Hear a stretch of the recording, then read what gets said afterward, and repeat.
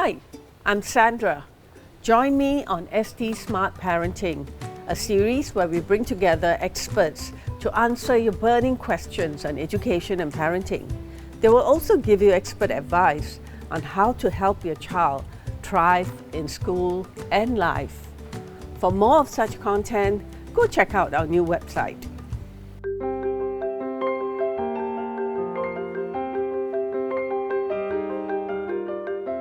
A lot of times in my conversation with parents, I realize that the child develops resistance to, books that are in their mother tongue.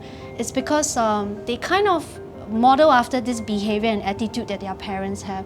So children are very observant. They will look at, what are some of the books that, mom and dad always pick out and read to them, or what are some of the books that mom and dad would read during their leisure time. So sometimes I think there is no need to put too much emphasis on how accurate you're reading the word. I know a lot of Singaporean parents, they are constantly worried because of the lack of confidence, like I'm not fluent in this language, so I'm not the best person to read this book. It's best that I leave this role to the teachers to do it in school.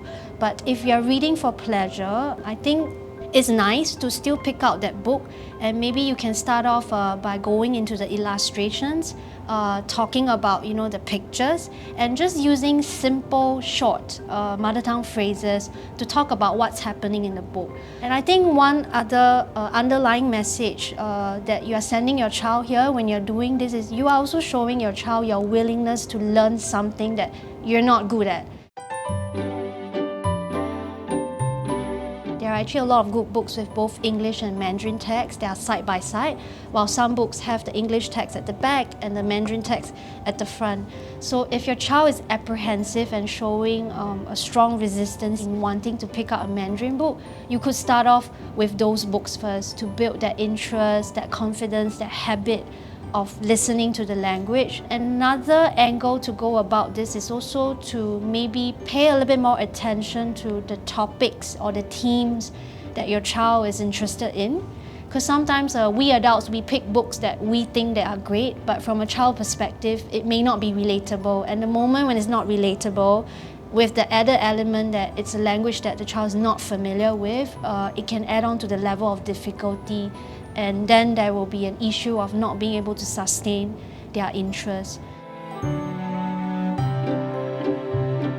I've spoken to friends who are parents as well that they feel a bit defeated when they are trying their best to speak to their child in Mandarin, but in turn, when the child replies their question, it's in English. But I would stress that there's actually a very high level skill here that we need to value, is that there is comprehension.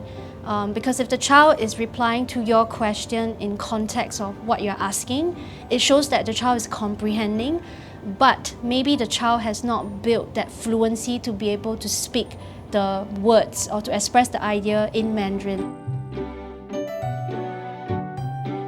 Don't put your child in an environment whereby your child is being tested. I've witnessed this many times myself, even among my friends, that they would constantly be asking their child, what is this, what is this, what is this, what is this in Mandarin, which is very against the nature of language, because language is used for social interaction.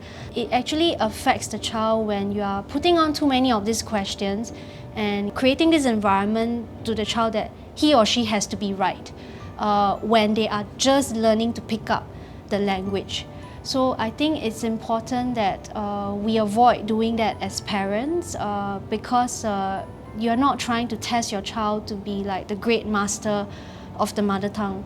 You really want to build on the confidence of the child to be able to use this language naturally, confidently.